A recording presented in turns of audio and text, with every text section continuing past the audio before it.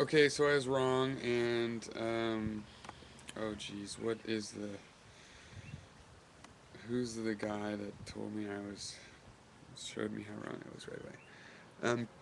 Krishields pointed out that you can easily make an idealized measure because you can use the geometry.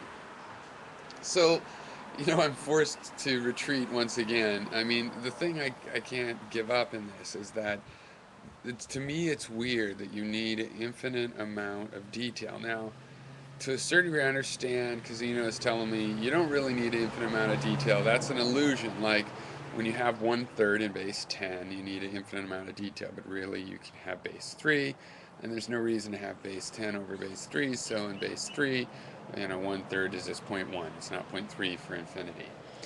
And if you use a base irrational number, you can do the same thing. But I just can't get over the fact that there's something to the fact that in every frame of reference, some of the numbers are unknowable to me. I consider that unknowable. I mean, unless there is some base where any number can be represented in a finite number of terms.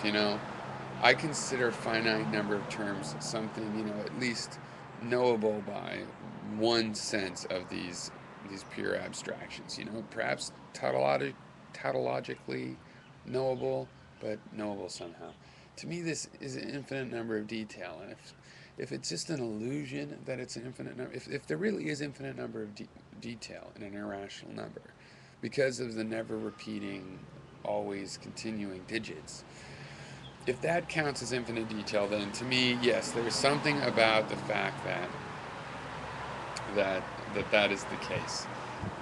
That there's infinite amount of detail. And yes, it's interesting. My measure thing fails. My idealized measuring stick fails because, of course, you can have these irrational measures. Oh, and the answer was, for example, that you know you have your measure. You have the two sides of the square, and you have your big long string here, and you mark it right there. That's square root of 2. Okay. You take the long one, you mark it against the side. That's one. Go up there. That's square root of 2. In an idealized case, you could do that. So you could compare something and say, yeah, it's square root of 2 long, just as well as 1 long.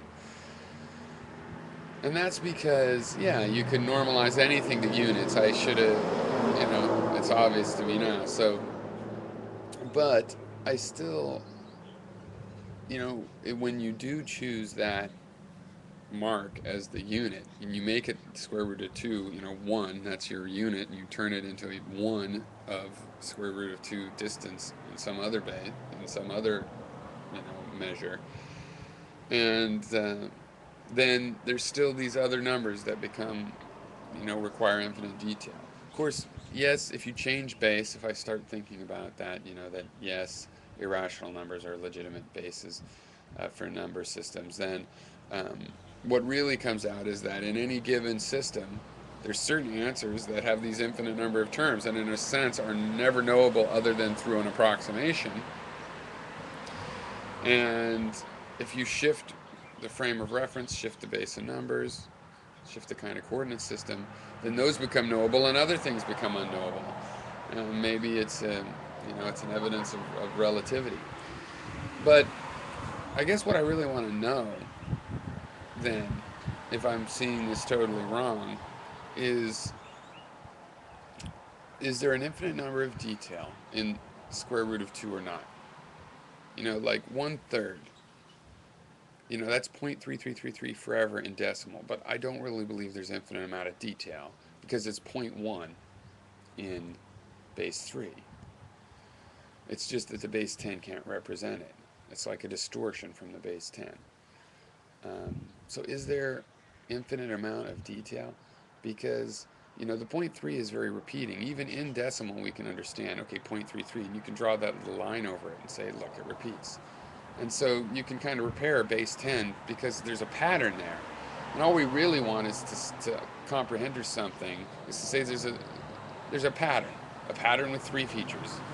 It's got the number 3, and it repeats forever. It's 2 features. Whereas the irrational number repeats in a different order, an unpredictable changing order, of digits. So um, is that infinite detail, or is that somehow an illusion? And it's not infinite detail. Looks like infinite detail to me. But anyway, yeah, the idealized measure thing doesn't work. It's clear to me now that no, you can have an idealized measure um, with irrational numbers on it. Yeah, I mean, and it should have been, in a way, it should have been obvious. But yeah, I'm just trying to express how weird I think that there is this infinite detail, and if the point that I'm supposed to learn is that it's not really infinite detail, then yeah, I still have yet to see that. So, but I wanted to say it right away, even though I'm busy. Okay, so thanks, Shields and Cousino McCool. If you're still thinking about the other parts of this, by all means, feel free to try to educate me, and I'm willing to just get a better picture of it.